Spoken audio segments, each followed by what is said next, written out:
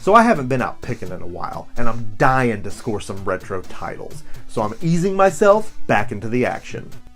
I'm heading up to Second and Charles, a store that buys and sells used media and a lot of other crap, and every once in a while you can find some fair deals on retro titles in here. Today I'm on the hunt for vintage Atari games, specifically cartridges for my Atari 400. We're kicking off the Retro Computing series on my channel next month, and to find some games for this thing would be a great addition to the project. I'm seeing an entire shelf of Atari classics here, but only commons, and with my extensive library, I'm looking for the uncommon to rare cartridges as well as variants, and I've got to get them for the right price. So I'm looking, and then I see it. Centipede for the Atari 400. These carts are a good bit more expensive than 2600 carts. But this one looks good, and they're selling it cheap. At this price, this one's definitely coming home with me.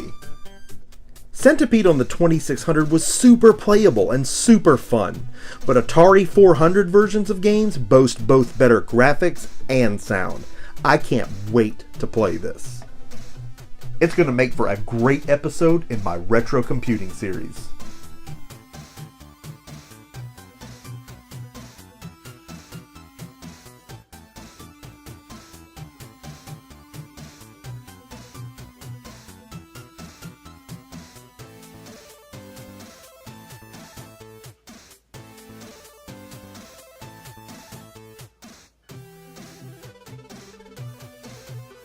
Just above the Atari games, I see something I've never seen in here before.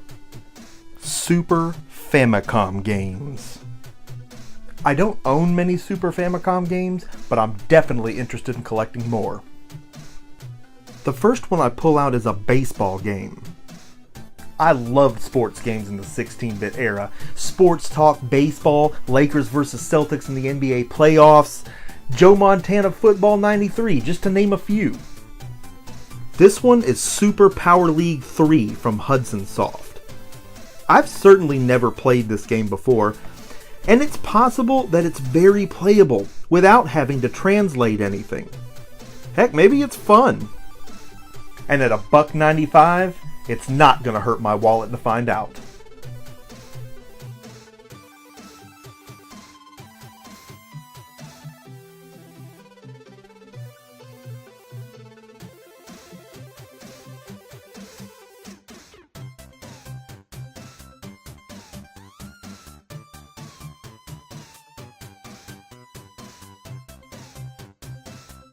So I pull out the other one, and it's Prime Goal Soccer from Namco.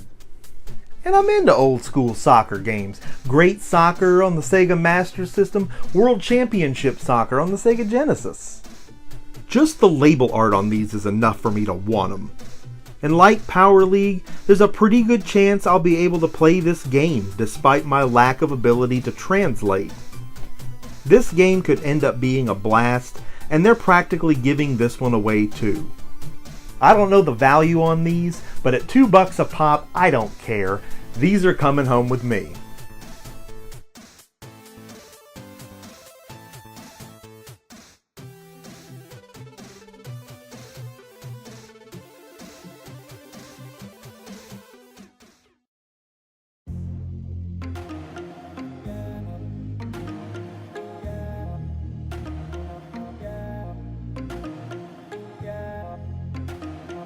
Then I shift over to the Sega stuff, and I immediately see a black box Genesis cartridge I don't have.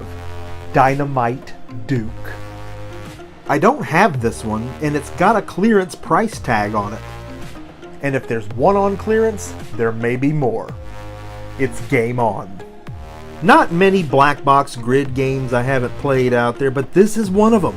Didn't have it, don't know anyone who had it, haven't played it. It only seems vaguely familiar now, so this one's going from on clearance to on its way to my collection.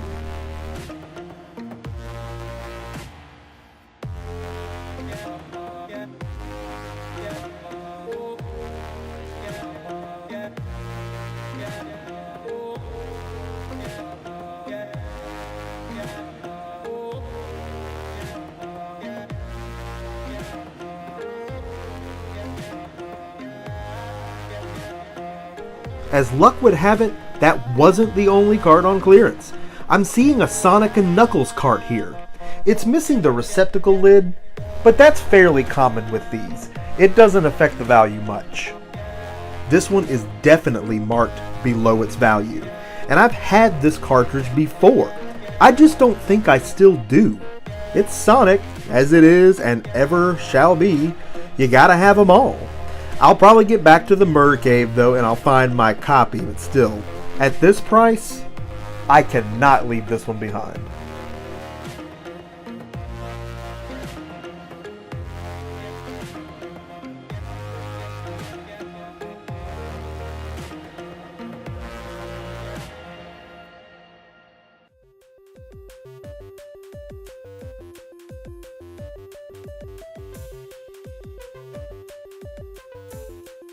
I'm not seeing any more underpriced vintage titles, but I am seeing a rack of sealed PS3 games. All of these are priced to move, some more than others. I'm pulling out a sealed Arcana Heart 3 Love Max here. I was interested in this game when it came out. The art style was more interesting than the genre, so at the time I passed on it. But a sealed copy should be worth double what they're asking. My PS3 collection is quite small. Games like this are why you have a PS3. This stuff didn't come out on 360. I just couldn't make sense of a full price purchase at launch given my backlog. But at this price, and still new, I'm snatching this sucker up.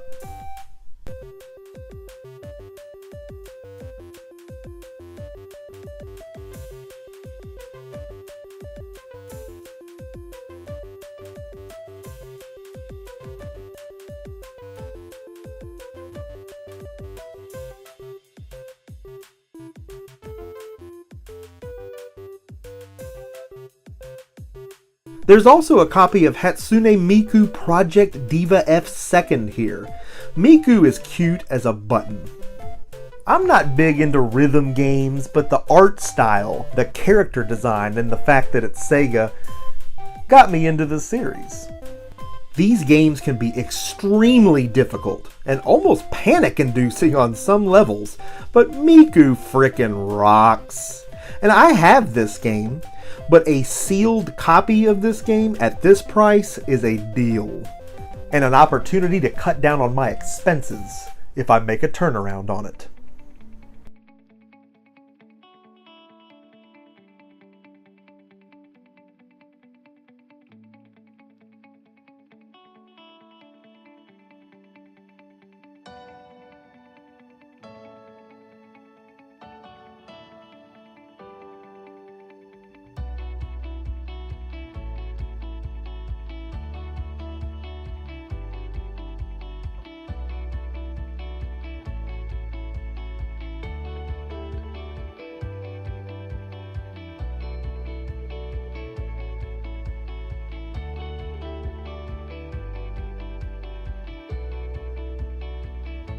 So all in all, this trip was totally worth it. You know, a lot of times I strike out here, but not today.